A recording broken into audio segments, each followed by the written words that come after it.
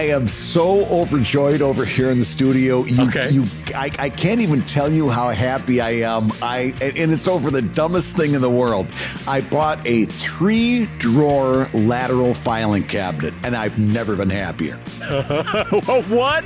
Wait, three? I'm gonna parse this out. 3-drawer lateral. 3-drawer. What does lateral mean? What does that mean? It means it's horizontal instead of tall. You know how a standard filing cabinet is tall? It's usually got 4 skinny drawers that you pull out. Yeah. This is a longer piece of furniture, and you pull the drawer out, and you can usually get like 2 rows or 2 or 3 rows of hanging file folders in it. Right. Okay. And so when I first moved into the studio, well, for the longest time, even before that, all my tax records were just in cardboard boxes because I had no place to put them. There was no place. Oh, I have some filing cabinets. I've got some drawers. They're all crammed with stuff, old bills and shit like that. And so I when I first moved into the studio, there was just this row of cardboard boxes with tax stuff going back to 1998. Oh no! No! Because you can't just throw that stuff away. You've got to sit down and shred it, right? Or burn it, or get it wet, or yeah. So it started in the weirdest way. On Facebook stores, it came up. Somebody had one of these. They were giving it away for free. A 3-drawer lateral filing cabinet. And I hemmed and hawed, and I waited too long, and then it was gone. Why? Because the price was too high? No, it meant I had to pick it up myself. It meant dealing with physical people. labor. I get it. It meant talking to a person. So the price was too high. Yes. The cost was your isolation. It wasn't the physical labor. It's just I'd have to go and... what kind of small talk do you make with somebody over a 3-drawer lateral filing cabinet? There's nothing to say. So, didn't have enough paperwork, huh? All right, well, glad to take this off your hands. So for the longest time, I've been looking for another one to come up on either eBay or Facebook, and nothing. And the ones I found on Amazon were in the right price, but it cost way too much to ship it, right? Yeah. So anyhow, long story short, some started coming up on an online store, and the shipping was reasonable. And long story short, I got a 3-drawer lateral filing cabinet, and all of those tax records and all of those things that were just sitting on the floor in cardboard boxes are now neatly put away in hanging file folders. I spent an hour and a half shredding old documents because it's like, I'm not going to, at some point it's like, okay, my tax records from 1998, we can get rid of those. That's done. So I spent like an hour and a half shredding, a couple hours organizing, and it's another surface that I can put stuff. Oh, a surface. My kingdom for a surface. Yeah. It's another surface. When you got as much shit as I do in here, I know. You need another surface. So I am organized. I'm starting the year off great, and I'm seriously, I've never been made so happy by a piece of furniture in my life. I first of all, I was going to make fun of you that this is like the saddest cry for help. But then as you started to explain it, I actually get it, because the moment I feel most satisfied is not like with the end of a business year, is not December 31st when the business year ends for me. It's 2 or 3 months later when I finally put my final tax documents away and I have filed my taxes, paid my taxes. Yes. Then I'm like, I did it. And like, there's this feeling of like, I almost want to get audited by the IRS to show them how well I've organized my paperwork at the end of the year. So like, because when you do it, when you get all your lateral files like Brad has all organized, you're like, I wish I could bring someone into my studio. Look at me. Yeah. I'm an adult. Look at me. And show them how I can reach right in and find anything I want. You're looking for my phone bill from 2001? Bang. Done. Look at the calls I made. Look. I gotta tell you though, amazed. Craigslist and Facebook, the freebie stuff gets me, because I saw on Craigslist, a company went under the other day, like some software development company near my house. and they were giving away a conference table, brand new, with 8 conference chairs, and each chair was probably worth $200. The conference table was worth $1,000. But you can tell just based on the other Craigslist listings, they were giving away all their stuff. They're like, listen, we just want to be done with this business. We failed. Let's just get it out of here. And I turned to my wife and I'm like, conference table? And she goes, what do you need a conference? What are you doing? You have one employee. She works from home for the most part. When she comes over, she brings her dog. You have a coffee. You guys face each other in smoking chairs in your studio and talk. Why do you need a conference table? I was like, because it's free. It's a free conference table. Totally get it. And you could make that into a dining table. You could make a dining room table into that. And then all you got to do next is throw big parties. A dining room table on a conference, because there's a distinctive look of a conference table that looks like a conference table. Like when it has data ports in the center, that's not a dining room table. Yeah, not unless you're plugging your turkey in. That's right. So I'm going to say hello, everybody, and welcome to Comic Lab, the show about plugging your turkey in and making comics. And getting a conference table and making a living from comics. I'm Brad Geiger, the editor of webcomics.com and the creator of Evil Inc. And I'm his friend Dave Kellett, an owner of absolutely zero lateral filing cabinets. And now I feel the lesser man for it. I am the cartoonist of Drive and Sheldon and the co-director of Stripped. And this week's Hour of Comics Advice is made possible by your support at patreon.com/comiclab. So Dave, let's talk comics. Let's talk comics, my friend. And before we get into it, because we have a huge show, everybody, I want to say, just as a personal appeal, my Kickstarter is in its final week, I think, by the time the show airs. It's over at picklesbook.com. Pickles like the pickle. like the preserved cucumber. Preserved cucumber. That's the way I was trying to say it. Yes. Picklesbook.com. That's with an S. Picklesbook.com. And it's in the final week. And as of right now, as we are recording this, Brad, I've just launched it yesterday. So I'm on the high of the Kickstarter because all the super fans come charging in and you feel great. And I think starting tomorrow, I will begin the 20-day process of hating myself, hating that I started this Kickstarter, hating everybody involved, because it's just such drudgery over the next 20 days. And then in the final days, the final 3 or 5 days, I'll love my work and I'll love the process again. And I love that I kickstarted again. So I'm very excited to be in this final week of picklesbook.com. Yeah. It's really weird how that first day is amazing, right? Yes. Like every 5 seconds, your phone is going off. A new pledge. You're going up the ladder, and but for me, like usually, and you and I both do the same thing. We've talked about on the show, the Patreon secret launch, right? Where you don't make a big announcement. You just announce it to your Patreon backers, and you put something special that's going to expire in 24 hours, right? For me, it was free shipping. For you, it was bookmarks. Free bookmarks, yep. And so you give something special to your Patreon backers. You get that really big push on the first day, which is so important. It helps you game the algorithm. It helps all that stuff. And then on the second day, you make the big announcement, right, to everybody. Yes. And I'm telling you, I'm going to be I don't want to jinx you or anything else, but you are now on the second day. My second day is usually just about as big as my first, right? It's still a big outpouring, but with social media being throttled back so hard since the last time I did this was about 4 years ago. With social media in such a recession, my second day was weak. Was like almost, I was apoplectic over how bad it was. And then by the time you're in the third day, now you're at the bottom of that bathtub curve. And like you said, you're just hating yourself until the end. And then you're right. At the end, you swing up because that urgency pops in and people have to make their pledge if they want to make their pledge. Urgency swings up. You're on a big high on the last day. And then the day after is what I call the Kickstarter hangover. Now you look at all that stuff and you think, holy shit, why did I promise all this stuff? Look at all this work I've got to do. Yeah, it's It's an interesting process. I enjoy it because it makes me a living, in the sense that whatever I kickstart you end up roughly, in my experience, I can't speak for everyone, you end up roughly doubling your income over the life of the book from when you kickstarted it, if you do it right. Because remember, you're not just fulfilling the books that the Kickstarter has, sort of ordered, quote unquote. Right. You're also printing. You're basically funding the printing of additional books. You can sell in your store in the years ahead. You can sell at appearances, at Comic-Cons, all that sort of stuff. So it is worth it.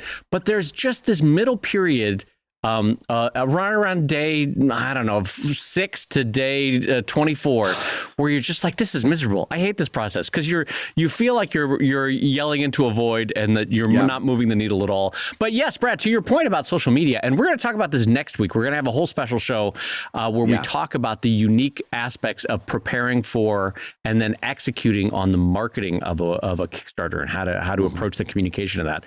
But in general, it has continuously proven true that most and the bulk of my readership comes from, surprise, surprise, my website, my mailing list, and my Patreon. Social media has become really hard to get people out of the walled garden of that platform and to come back your book or join your Patreon or this or that. So, we'll talk about that next week, but it is getting really hard to get people over to picklesbook.com. Hey, I got one more in from social media. Well, absolutely. So let's get started with a question from one of our Patreon backers. This comes in from one of our backers who says, hey, guys, I'm just wondering how to go about rebranding yourself. Early on in my comics career, I started some Kickstarter campaigns with no real knowledge of what I was doing. I tried to build myself as some wannabe publisher. Now, after 7 years, a few small victories, listening to podcasts like this, I'm trying to take myself and this comics career more seriously and deliberately. How do I distance myself from the many early mistakes of my career and change the perception of me and my brand? Should I take any kind of break, for example, not making comics, or should I take any kind of break, not of making comics, but of pushing big projects on social media? Or will a break like that hurt me more? So two kind of things that's circling around here. Should this person rebrand? And if they are, do they need to take a break from social media promotion so that rebranding can kind of have a bigger splash on the world? Right. So there's a broader question about rebranding and how you brand yourself and all that sort of stuff. But this specifically, this leads off with the idea of Kickstarter campaigns that either failed or failed to deliver the goods, which is a very specific kind of problem to have. So I want to lean in on that first. So the big caveat I will start with is when you kickstart, like Brad and I have just done, it really is a commitment both to fulfilling your word and fulfilling your word with a quality product. You know what I mean? Yes. As Brad has said in the past, there's nothing worse than kickstarting and someone gives you a print-on-demand book that was poorly put together, poorly glued, or you kickstart something and it comes a year and a half late or 3 years late or never, and all of this can be really ruinous for the public's perception of you because you have kind of made a promise. And as much as every Kickstarter campaign says, this is not a guarantee that you're going to get the item that you're backing, you as an individual or you as a little mini company are saying, listen, back my book, you're going to get a book and the book is going to be good and the book is going to be on time. That's kind of what you're promising there. And so it's hard when your Kickstarter either fails to deliver or fails to live up to the quality standards to bounce back from that, because every time you kickstart, you'll have all these past people going, well, what happened to book number one? Why was mine fell apart as soon as it arrived, or you never answered my emails about why it was 4 years late. All this sort of complaints coming. And that's going to be hard. That's a specific kind of problem to bounce back from. So I will say one of the ways that you rebrand from any mistake, but specifically from Kickstarter, is start doing better today. Just start doing better. Yeah. Like whatever the next project is, you make damn sure that next project that you do delivers on time, and delivers with quality.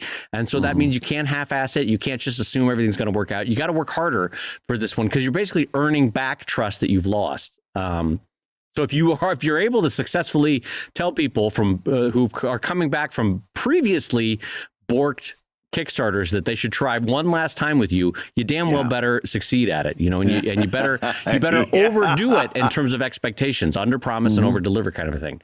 But sometimes it's so bad, I've seen it with some artists, that they failed at their Kickstarter so badly, either not delivering or delivering bad products, that I have seen them genuinely rebrand in Kickstarter. They no longer use their previous Kickstarter account, and they go with a new one. And if you're a better person and a changed person, and a person that's committed to doing quality products on time and living up to your promises, maybe this is a good opportunity to try that path. I'll be honest, I've never walked that route because I've never needed to. But if I failed so badly that the stigma was continuing to haunt my future Kickstarters, yet I knew I was going to do better. I knew the younger me was no longer in charge. It was a wiser, more mature, more responsible version of me. Maybe I would consider that. Brad, how about you in that specific instance of a Kickstarter or Kickstarters that failed? Yeah. Well, for the first thing that you talked about, I co-sign 100%, right? If you've gone through Kickstarters that you failed to deliver on, that's or something catastrophic happened, right? We're talking some of the bigs, not delivering on a Kickstarter, delivering merchandise that people were very unhappy with, right? Something like that, right? Then I think I agree. That's a complete rebranding issue. And as far as whether you take a break from social media or not, I think that's up to you. I think that's one of those things that is kind of a judgment call. I don't know that it's going to help. I don't know that it's going to hurt. But rebranding would definitely be something you'd think about. However, what if it's not that? So much of this, when it's funny that when I read that question, I had the exact opposite read on it than you did, right? Oh, okay. You read that, and by the way, I think it could go either way, but you read that, and it's like, okay, that's a catastrophic failure. What I read is maybe this person, one of their Kickstarters didn't achieve its goal. Or one of them wasn't very impressive. It just barely met its goal, or something like that. Oh, you said like more middling success, or dribbling over the line kind of thing. Exactly. Yeah, okay. Or maybe this person feels that the comic that they did for that earlier Kickstarter isn't as good as the comic that they're doing now. Right. The early work, the quality of the work itself, the comic wasn't as funny or well drawn or well written. Okay, I see what you're saying. Any of those, any number of the myriad of different things that we pick on ourselves about that, our readers necessarily might not. Right. But, my drawing got so much better, but your readers still like that stuff that you drew last year. Yes, you got better, but it didn't keep anybody from liking your stuff. They like it even more now that it's drawn better, and stuff like that. So for something like that, I would not rebrand, right? I would agree with that. Yeah. I would only rebrand if it was something that was catastrophic, that you need to distance yourself for. And you'll sort of feel it in your bones when you need to move away from something catastrophic. Yeah. Yes. But for anything other than catastrophe, I think then you've got to realize that, people aren't paying as much attention to you as you think they are. And if there is an odd comment from here or there, chances are you're going to be able to let it filter to the bottom of the tank very easily, especially 9 chances out of 10 as content creators. We take social media so much more seriously. We have a large number of followers. The person who's going to be throwing brickbats at you maybe has a low number of followers. So if that criticism comes, the worst thing to do would be to amplify it by responding to it, at least responding publicly. Right. If it's an unfair comment, if it's something that is something that you just don't want to justify or with a comment, just let it filter to the bottom of the tank. It's not going to go anywhere. Chances are, right? So if unless I would not suggest rebranding myself unless it was a catastrophe, and that's the stuff that Dave was talking about, not delivering on the goods and all that kind of stuff. That's a rebranding issue. Anything that falls below that, though, I think your better option is to start producing better merchandise, start producing better quality stuff, start under promising and over delivering, like Dave said. All of those things are just as powerful as a rebranding. Sometimes when we see this with companies altogether, that it's harder to change the company, it's harder to change the reviews that the company's gotten. It's harder to change everything, but the logo, that they can change. That I can change my logo. You know, we've seen some real turkeys in the last few years change in terms of logo changes, and they can't change the important stuff, but they can change that logo. They can come up with a new motto. Remember Lee Iacocca, the pride's back, Chrysler, right? Those are easy. The only thing is, are they effective? Is it effective to change your logo? Is it effective to change your company? I think some of that has to be backed up with action before it becomes a big deal, before it becomes effective. But I wouldn't get bogged down into this unless, again, you're in that situation that Dave talks about where you've got to distance yourself from those past actions. Well, in general, I got to say, I super agree I co-sign everything Brad said. It really is a question of how you read this question. In terms of the level of catastrophe, because if you read it the way I did, that they've really borked their career and they kind of want to do a fresh start, then rebranding is kind of in order. But if, as Brad is saying, it's mainly sort of a creeping insecurity of past work, then that's just called being an artist. It is. It is. But it's sort of C.S. Lewis. You sort of onward and upward it, and starting today, you do a little bit better. Starting tomorrow, you do a little bit better than that. And it really is. When we say, it takes 5 to 10 years to go from being a pro-am to an amateur in terms of being able to monetize your work, it's a little bit of that. You just have to be able to say to yourself, look, it's going to take years of me putting in quality work to sort of distance myself from the stuff that I was doing 5 years ago. And this is if we're answering it sort of Brad's read, that it's not catastrophic. It's more insecurities of past work and like cringiness of past work and all that sort of stuff. Like, listen, both Brad and I have stuff from our teens and 20s and maybe even our 30s where we're like, I wish that I wasn't a very good cartoonist back then. I wasn't as funny. My writing wasn't as tight. My drawing wasn't great. And so it exists, but like Brad said, boy, it sure does filter to the bottom of the tank. I can't even get people to check out my good stuff. You know what I mean? Like I'm screaming it from the rooftops on every social media. Like picklesbook.com that just happens to be going on right now. I'm screaming. I can't get, so never mind. But to Brad's point though, like it's really hard to get people to care about the stuff that you're actively pushing. So I mean, in some level, like only you were worried about the stuff that's way filtered at the bottom of your tank in terms of the stuff that you did 5 years ago, 6 years ago. So in some respects, that's sort of a battle that you're fighting with yourself, not with your actual readership. Absolutely. So, Dave, let's see if we can tackle another question here. And this one is on language. You ready for this? I am. This comes in from a $5 Patreon backer who asks, how would you go about having your comic translated into another language? Well, okay. So I think we've answered this one in the past, but it's fun to talk about again because this a little bit plays up into ego. And I'm going to tell on myself, Brad, is that there's a little part of me that always thinks like, if I could just get into another language, I could be huge in Japan, Brad. Oh, if the French could just read Drive in French, I'd be invited to Paris every week. Every week the French would have me over for wine, and it's also, Brad, it's the reverse of ego. It's in this sense, it's like, well, maybe, Brad, I never found the success that I always wanted or deserved in English, but maybe the French would give me what they'll recognize me as the genius that I am. I mean, what's the Baywatch star that you always reference for this? David Hasselhoff. I always call it the Hasselhoff effect because it turns out that David Hasselhoff is a huge, huge star in Germany. Like nobody understands, but this guy cannot walk down the street in Germany without having huge crowds. Long after American audiences have kind of forgotten who he was. Right. And I think there's a little bit of that too.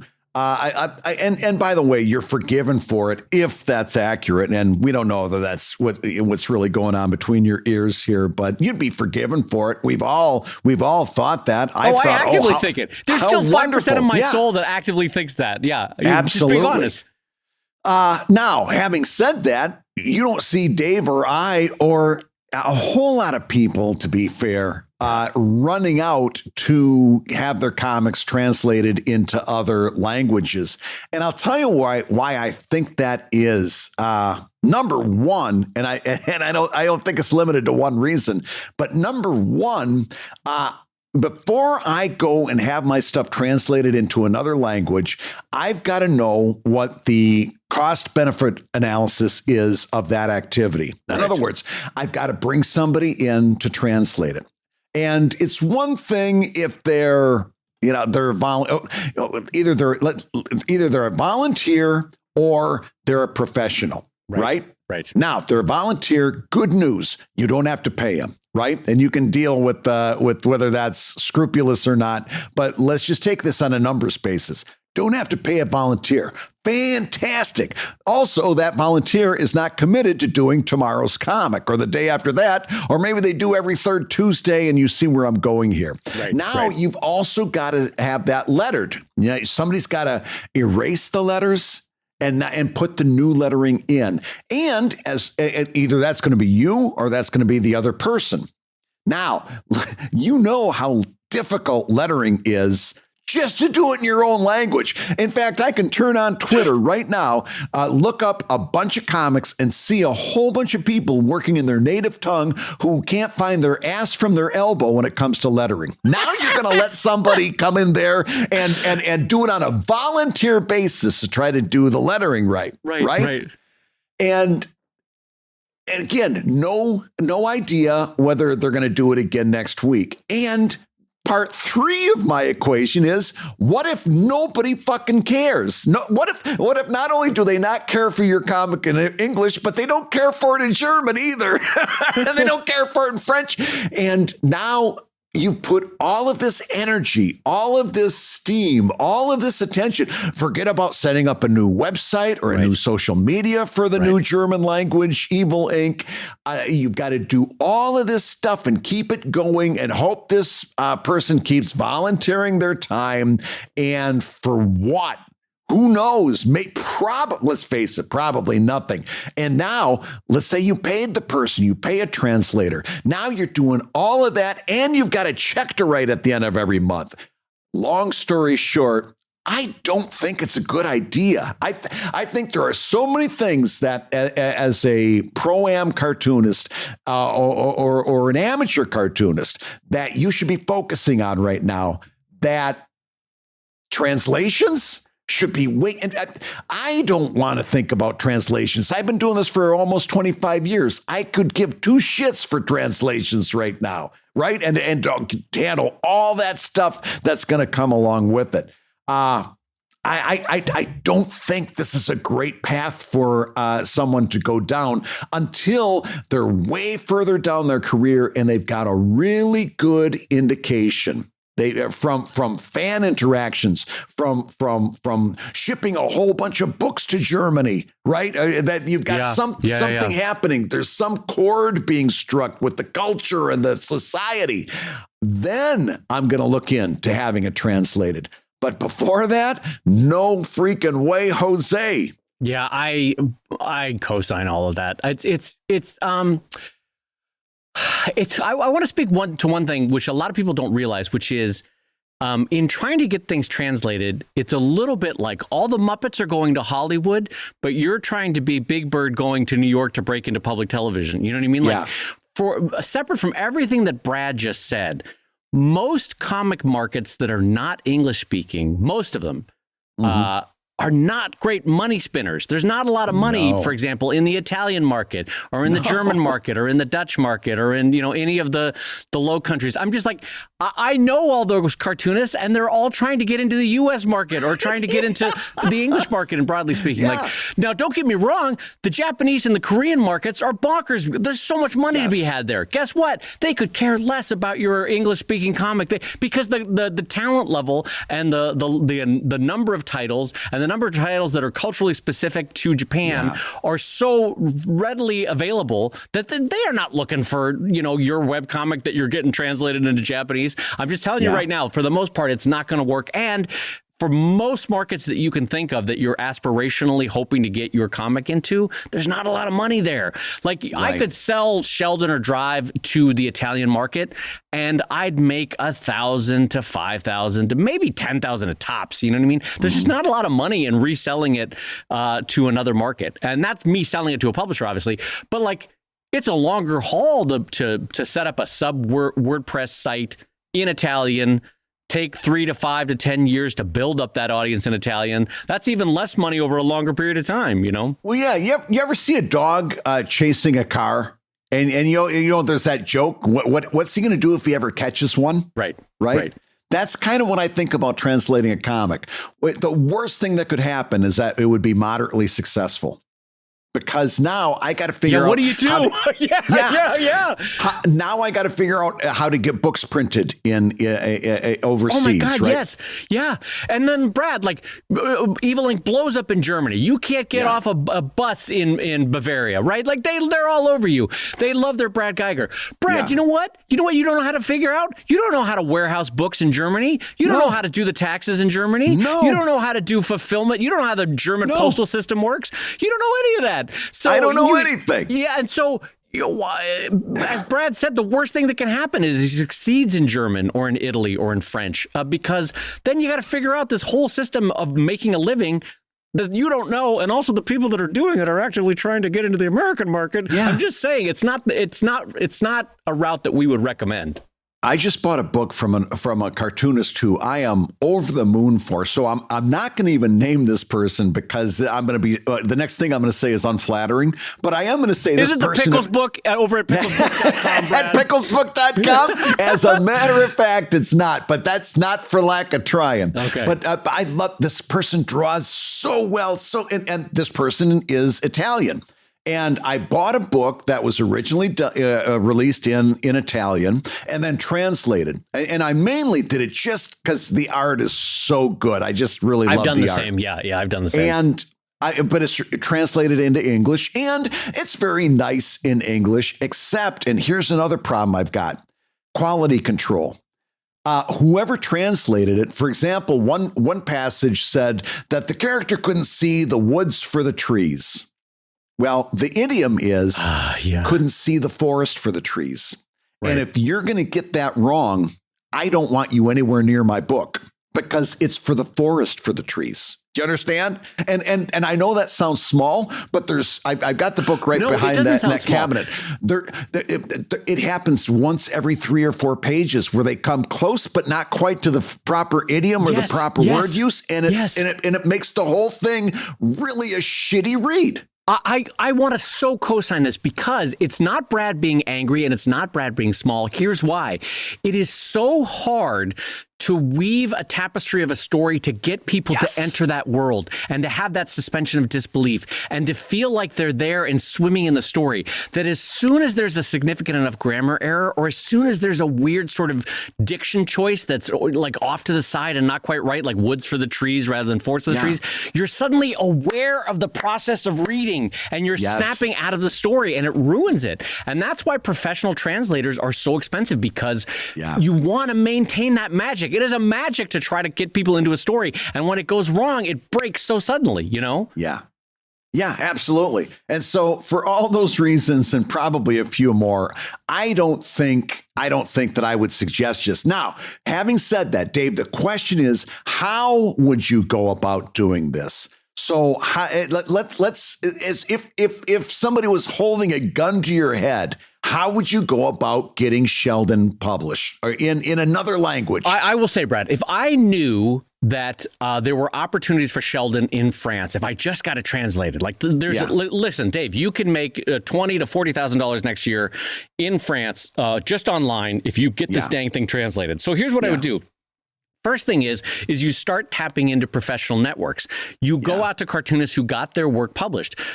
Was it a friend at Image who their book? Hey, it's in Italy. How lovely for them. I need to get my book in Italy. I'm going to reach out to them. They're going to say, oh, I don't know who Image called. Guess what I'm going to call? I'm going to call Image. I'm going to say, hey, who did you guys hire?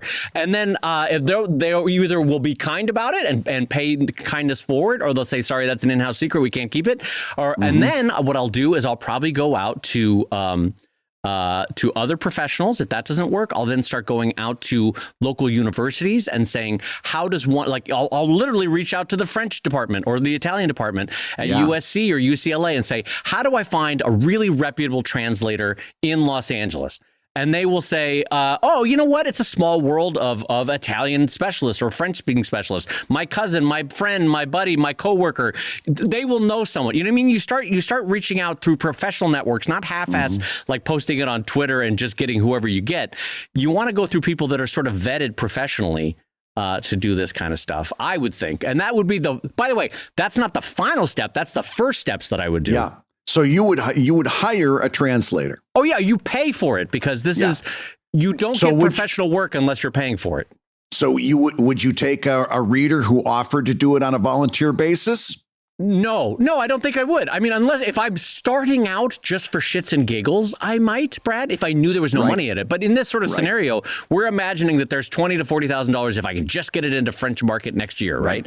In that situation, I'm going to pay $4,000 to $8,000 to get a translator to do it. You wouldn't use a software package to do it, to translate it automatically. Just copy your script into it and have the software just do it. No, because as a middling to poor Spanish speaker, whenever I use Google Translate or anything like that, I'm like, oh, this is wrong. They totally got the sense of what I was trying to say in English wrong. Yeah. Like anyone who's ever used an auto translate program, you've spotted the things yourself, and you're like, oh, wait, no, that's totally wrong. Wrong verb tense, wrong noun, whatever they were going for. So machine is getting better, and within our lifetime, machine translation might be wonderful. Who knows? But I don't think right now it's where you want it to be. No. Okay, you got the translation in your hand. What's the next step? You gonna redo all those pages? You're hiring somebody to reletter all your comics. Oh, shiza. Oh, sorry, a little German there. I don't know. I don't know. That's miserable. That's a miserable thought. Because you're already in the hole in terms of making a profit on this deal. You're already in the hole with the translator. Now you're going to go even further in the hole, either by hiring somebody to reletter your comic or by taking your own time that you could be doing other things and relettering this thing. And what's probably going to happen is, like, as you've seen with any, like I bet the Italian comic that Brad bought, or when I was in Angoulême, all the French comics that I bought in English, it's all generated fonts. Nobody does hand font for translation because it just takes too damn long.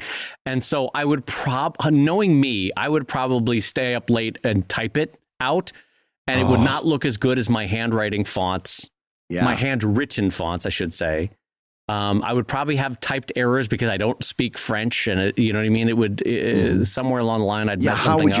How would you catch an error? Yeah, how would I spell? Exactly. How would I catch it? Is the right way to say it. So Angoulême, you'd have a hard time getting that accent right in Angoulême. Oh my God, Brad's never going to let me live this down that I corrected him. You know what though? You're right to say it because anyway. So all this to say, Brad's on the right path, because then once I get it all translated and the comic pages are ready and I turn them into JPEGs, now I've got to produce a website where the navigation is in French or in German or in Dutch, right? And so now I've got to hire a translator for another couple $100 pass on my website, and then I've got to implement it with a web designer that I probably separately hired to implement the site on WordPress. I mean, it's all just thinking it through. I could be out tens and tens of thousands of dollars for professional work. Even if you took the easy way out and just posted it on social media, right? And instead of putting it on the website, let's say you're just going to post on social media. You're still now you've got to divide your time and attention to, and we all know how much attention that social media takes just to try to build an audience in one language. Now you're splitting your time between doing that. But if we're answering the how would you go about, that's the other part of the equation. You got to hire a professional translator. Either you hire somebody to reletter it or you do it yourself. And then you've got to take the time to administer, set up, and publish on a weekly basis out to whichever platforms, websites, and social media avenues that you chose. That's your 3-step system. If we're answering how to, that's your 3 steps. Because I know what you're thinking. Well, I'm going to go with that volunteer because it doesn't cost anything. And I'll tell you exactly where that ends. 3 weeks from Wednesday, you got no translation and nothing coming in. And I guarantee it. Or best case, it goes a year and a half, and they're like, hey, I'm going back to grad school, or hey, I got a new job, or hey, I just got married, or hey, I got a baby, and I'm out. And then what do? You've built up an audience in Italian, and now you have no new translations. Or worse, you're in the you're just beginning to maybe feel like you've built. Now you think there might actually be something there. Right? Yeah, Now this person poops out on you. Now you got to hire somebody because you don't want to know you don't want to sit there and wonder, well, what would have happened if I had kept going. Right. Yeah. So I'm telling you, that's the how-to. Those are your 3 steps. But boy, oh boy, I'm telling you, I would stay away from this. I couldn't endorse going the opposite direction more strongly. Yeah. than this. And again, I just want to emphasize that it's not that our friends in other languages aren't making a living in comics. I just want to say all of them are very aware once they get a taste that if they could break into the English market, that's where the money is.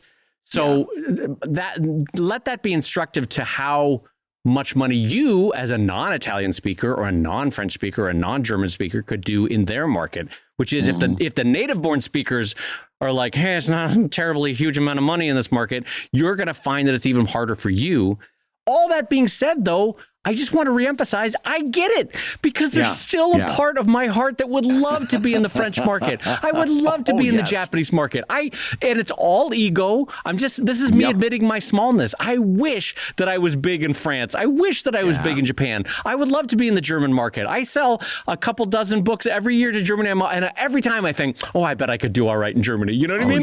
But I wouldn't make money. I would make like $5,000 a year if I spent all this time and money getting it translated to German. It wouldn't be a lot of money.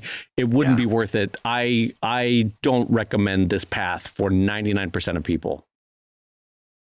Hey, if you're listening while you work, take a minute to stand and stretch. And while you're doing that, we're going to tell you why you should join us on Patreon. When you do, you're going to get hours and hours of podcasts that we've recorded just for backers. And exclusive Patreon posts that go even deeper on Comic Lab topics. And access to our exclusive Discord server, which is a thriving community of professional cartoonists. So you can support the show you love and get tons of actionable resources for your own cartooning. And listen, if you can't swing a pledge this month, we get it.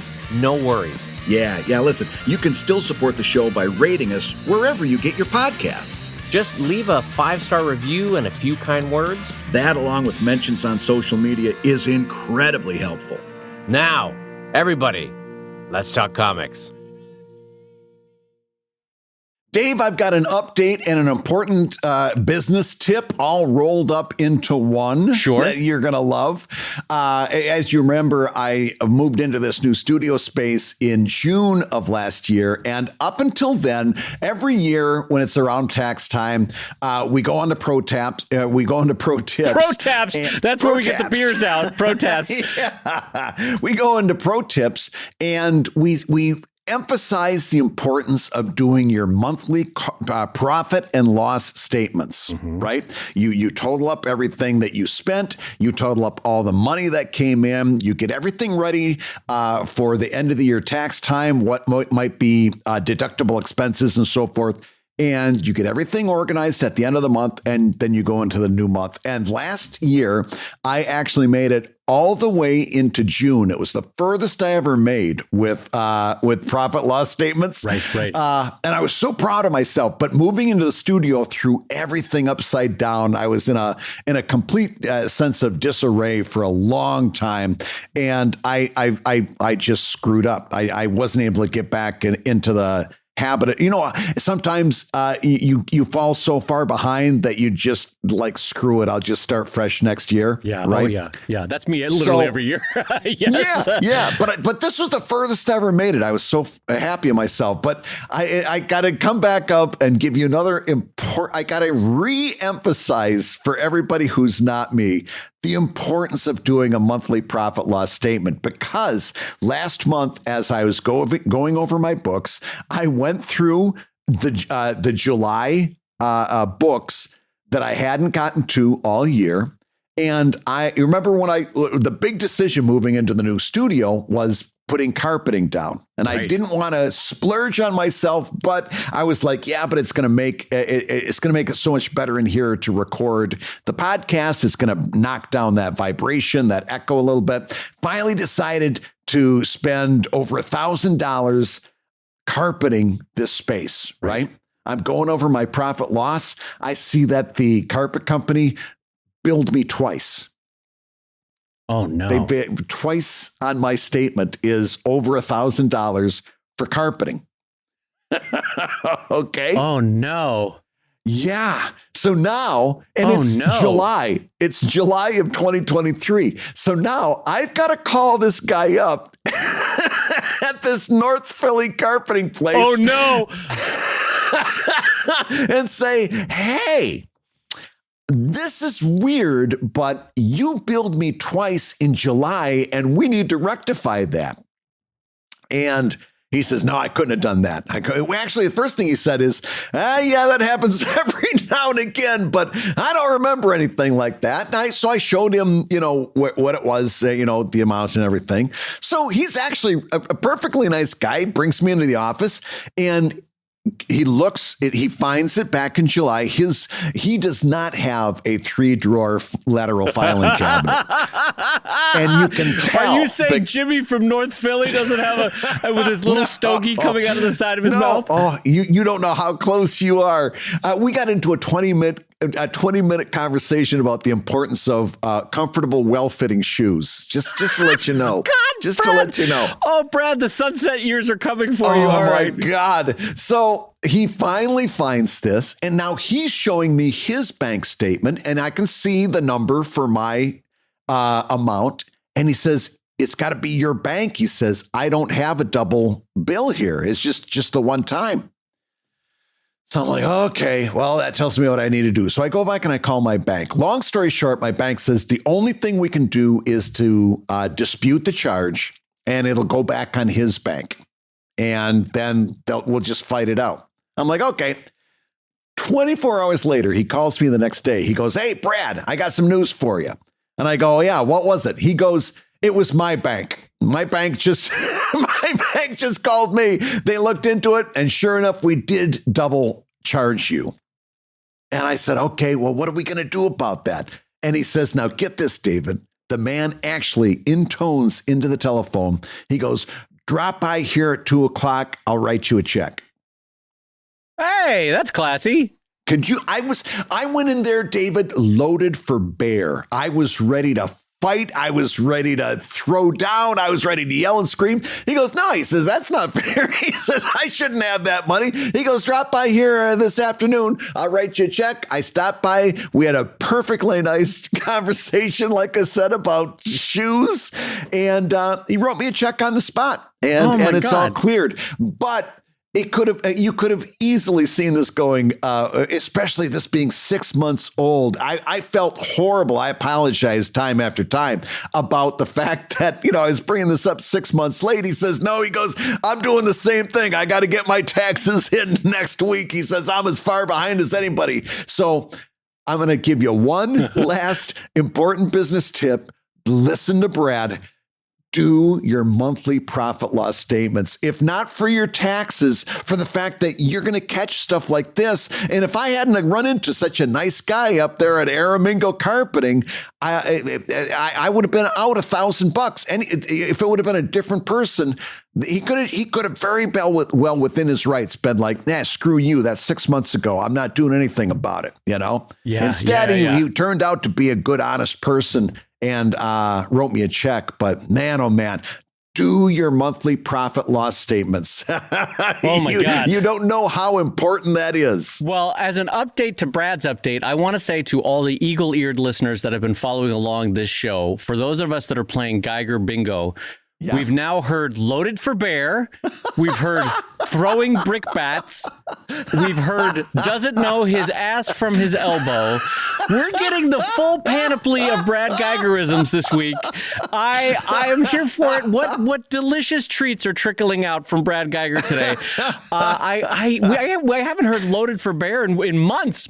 Yeah. That was a great Midwesternism. I love it. I was actually paying attention when I got past you with throwing brickbats. I'm like, I can just go let loose with every rural euphemism I got in my dictionary over here. Now, I see, going back to our previous question asker, how do you translate Brad Geiger? How do you bring that into German? How do you say loaded for bear in German? How do you say doesn't know his ass from his elbow in German? Like, that's not going to work. So you can't capture that magic in German. But anyway, I will say I also will co-sign Brad's thing about checking on your finances, because my bookkeeper, as Brad knows, was sick for most of this year. And so I'm starting in on my taxes, and I go, wait a minute, Patreon didn't pay me for 4 months. And I didn't notice it until I started pulling my taxes together. Turns out Stripe, their credit card processor, all of a sudden instituted new, I guess, security protocols, because they're like, well, your bank account has the wrong number of digits from what that bank normally offers. And I said, it's the same bank account I've had on Patreon for 10 years. Nothing's changed. Why is this suddenly a problem? Turns out it's because my bank originally was a Washington Mutual. If you remember that failed bank run from, I think, 2009. Chase Bank bought out Washington Mutual, but I kept my account number. But Chase doesn't normally have, I guess, 10-digit bank numbers. So something on their fraud meter triggered, and so I didn't get paid for Patreon for 4 months. And Johnny Genius over here, because I wasn't doing my monthly P&Ls, I didn't notice it. I was like, oh yikes, that's a lot of money. I gotta go back to Patreon for that. Anyway, long story short, Brad is right. That's the update. That's the whole update. Yes. And Dave, I think you've got an update about a new publisher. Oh, yes. So I wanted to talk with everyone about there are some industry specialists, I should say, industry leaders from various big publishing houses that are coming together to create a new publisher called Authors Equity. And you can Google it. There's been various articles about it. And I just want to talk about what it says about the state of publishing, because when you have big wigs in publishing saying, oh, dear Lord, this is very broken, we need to create a new way of doing it. It's just something to keep on your radar, because basically people don't change when everything is hunky-dory. People tend to change when something is very broken. Plumbing needs to get done in your house. That's when you tear out the wall. You don't tear out the wall just for funsies, And so I just want to talk about this because it's interesting to note. This is the way Authors Equity is going to be set up. There are no advances from Authors Equity for a new author. That's interesting. It's run by industry leaders, as I said. These are all editors and publishers that are coming from bigger houses. I don't remember the names at the moment, but they're coming from bigger houses.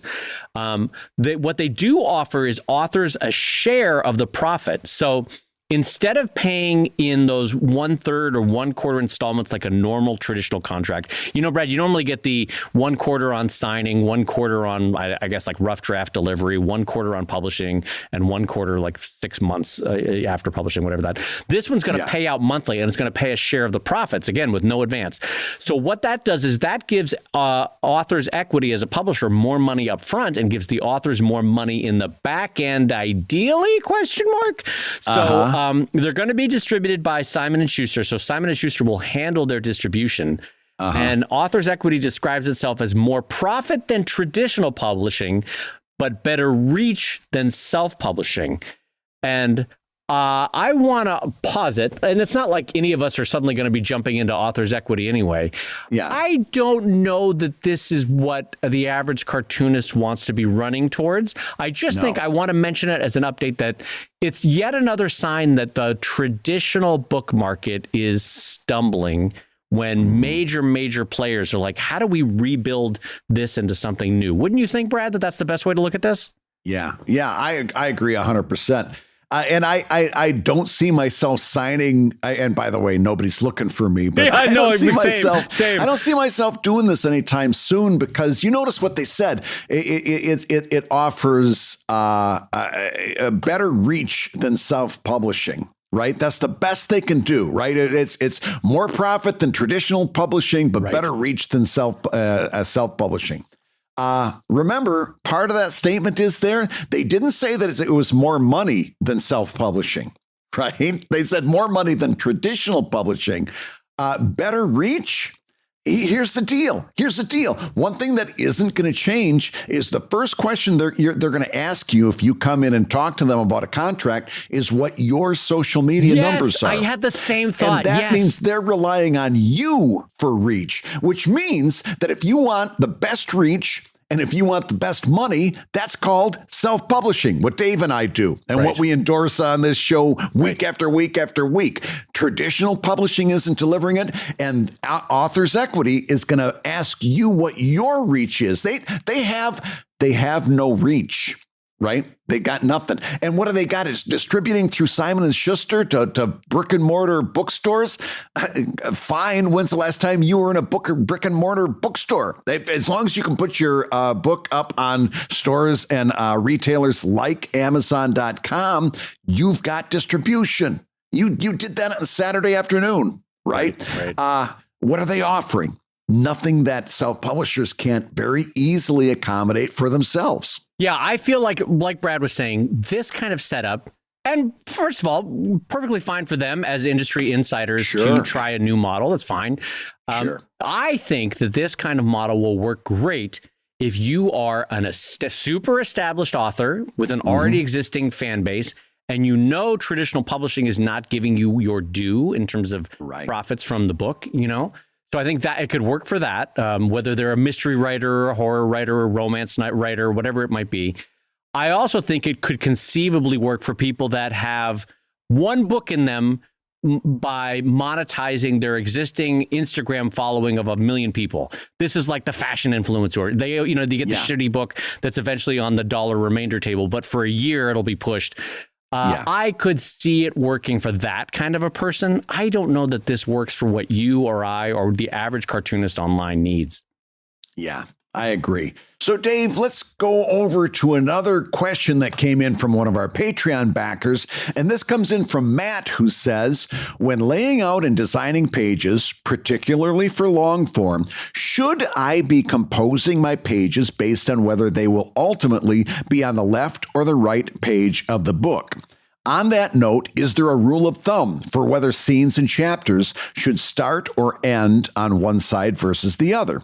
I haven't been thinking about that much while creating my pages, many of which are full bleed or even splashes, though I mostly read webcomics. When I look through my usual floppies, I see scenes starting both on the left and the right, and I'm just wondering if there's a consensus tradition or if you just want to pontificate again. Any excuse to hear the soothing harmony of your voices. Thanks from a happy new subscriber, Matt. So, Dave, left-hand page, right-hand pages. And just so we can coordinate our answer, typically in a book that is that has standard page numberings, the left-hand pages will be even numbered pages and the right-hand pages will be odd numbered pages, correct? Fun fact, a truism that I think I got wrong on like 3 or 4 of my books at the beginning, you know. Having done 20 books now, I'll tell you that I think I got it wrong on 1 or 2 of them. But yes, that is generally true.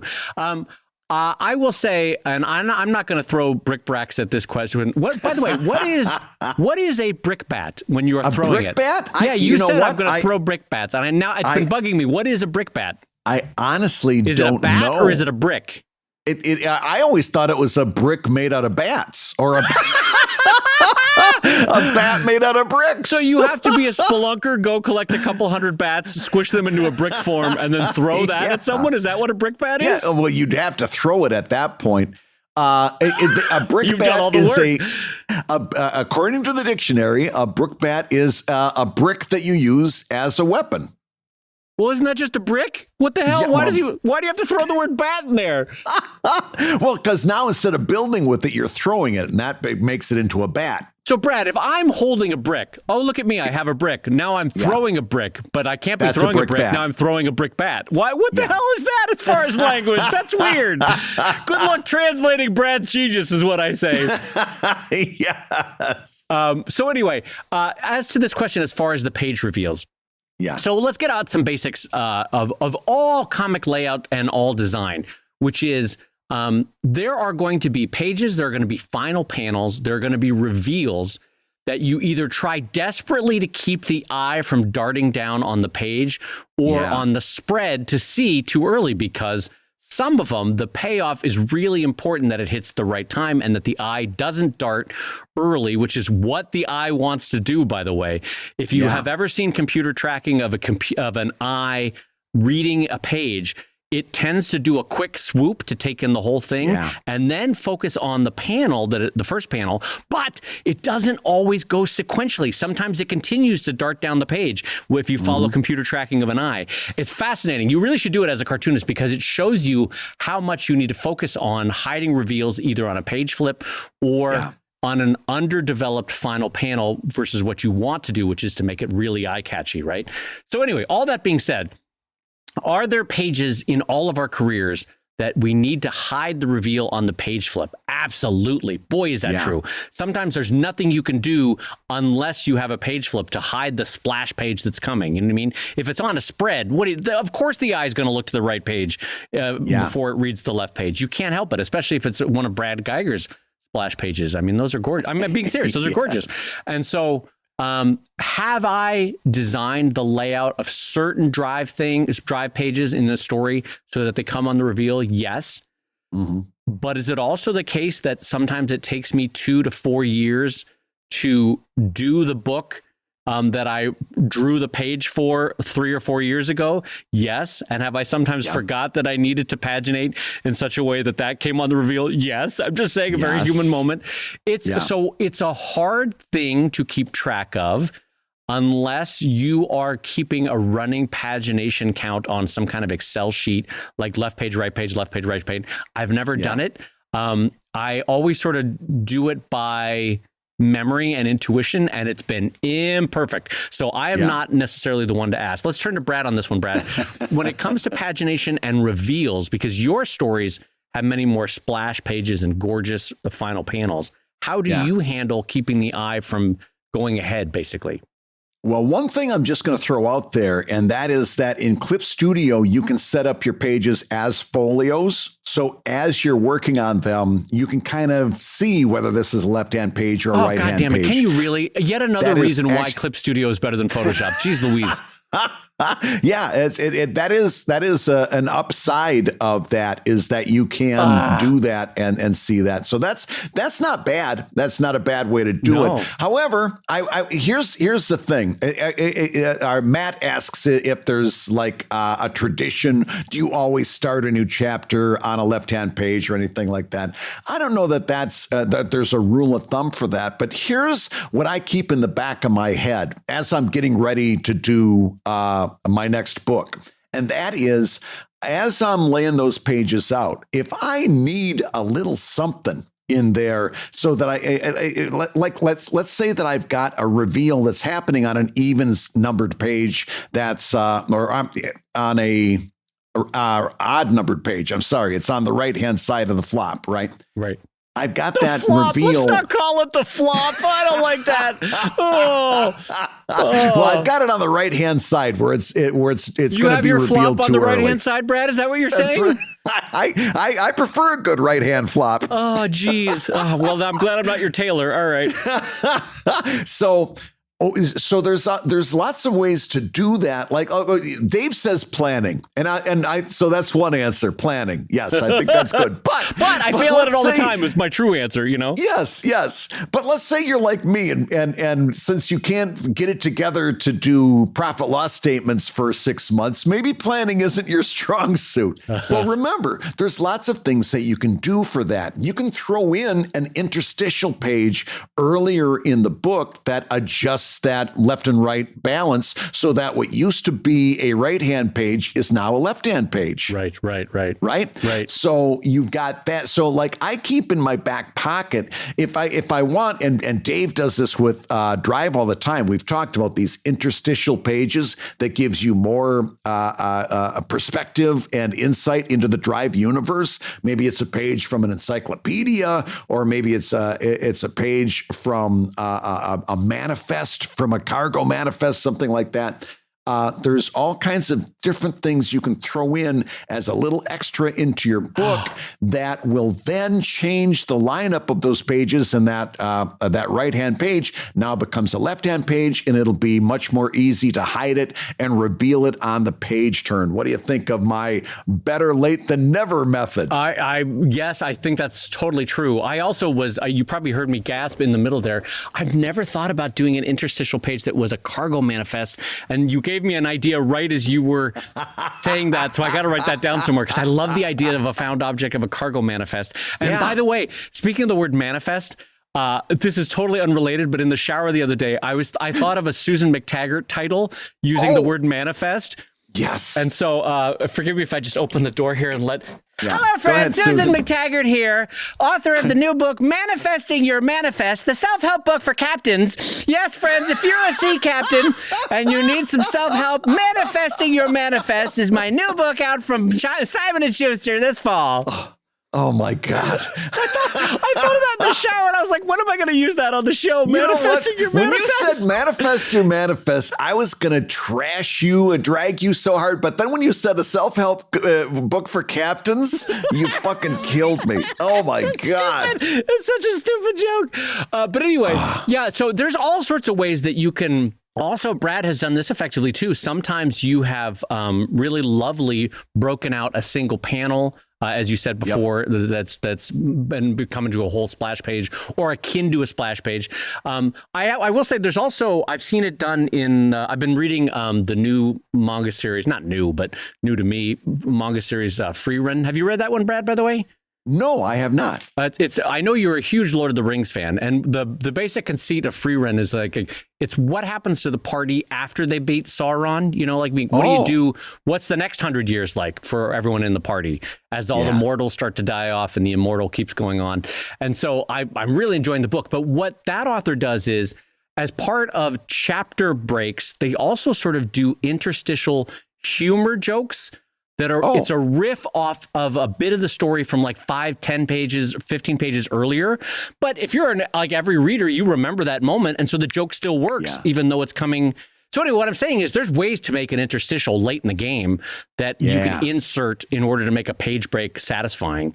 So absolutely, I will co-sign Brad's advice on that one. Yes, absolutely. Yeah. In general, just to put a button on it, I think you're smart to be thinking this way. I think this is a really savvy kind of person that is planning for the book and thinking, is this a right or a left-hand page? Right. And doing whatever it takes to kind of keep on track. I think that's really smart. I think that's going to make your book better. I think it's going to make it a better reading experience. Mm-hmm. But I think the general advice, other than like Dave said, either to kind of keep track of it, either through a spreadsheet or just notes in your sketchbook, or to set them up in folios, that if you do screw up, that there's ways of getting around it and using your creativity. Not only is it going to be fun, but it's going to make that book even more special, right? And I will just to put a button on it on my end of things, I will give you 2 more ways that I have fixed it sort of in post as I lay out the book.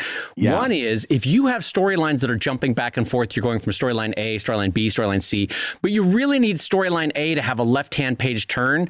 I've honestly done this with Drive. I've brought certain chunks of story forward by 10 or 20 pages because it didn't really matter. It was story B. It's not necessarily impacting story A. So I just brought it forward in order to have that page flip be really satisfying when I needed it. I've also done this in a Drive book where you can add, like Brad said, you can add interstitial pages in the middle of the book. It's very easy at the front of the book to add a blank page next to the copyright page, or, like if there's some page turn that you truly need, the front of the book is also another option. So as Brad said, a lot of good options in post to fix that edit. Yeah. And speaking of fixing it in post, by the way, just a quick trivia. Did you know that that's kind of the evolution of the name of the Traveling Wilburys? No. What?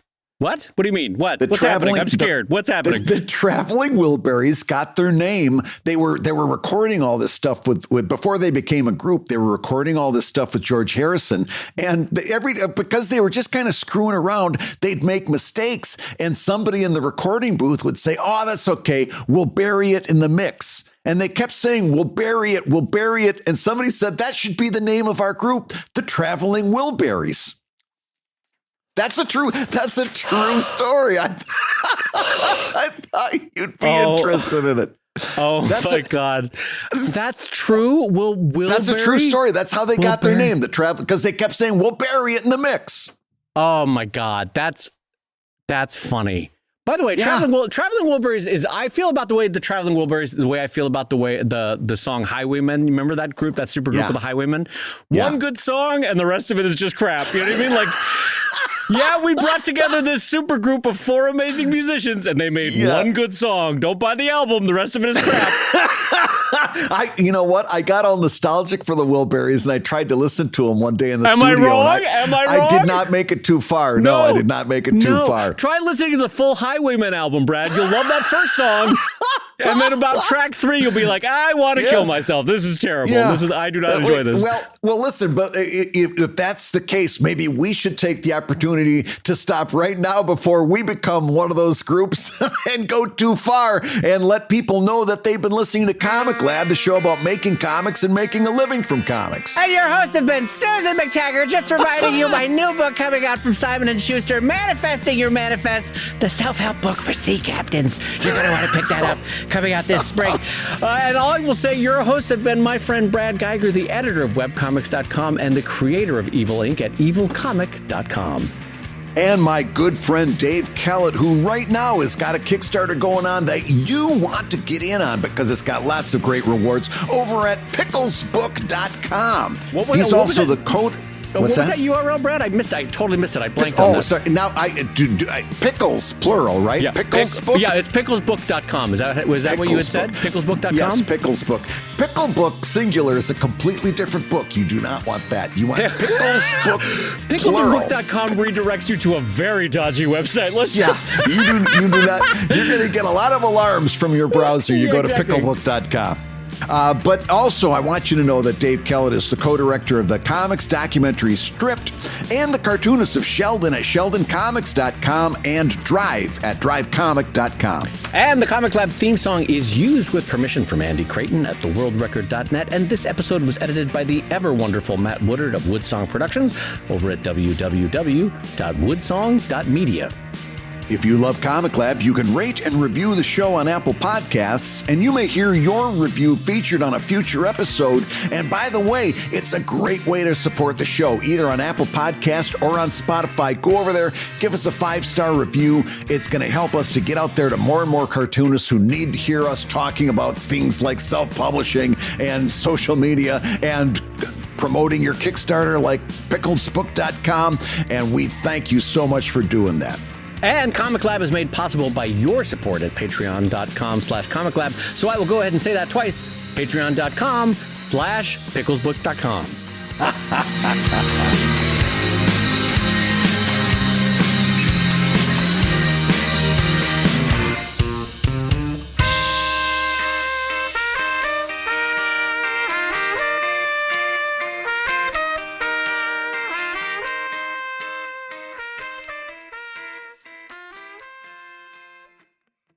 I just came up with a villain who was all bricks, and I called him Brick Face. I should have called him Brick Bat and given him wings. That would have been even better.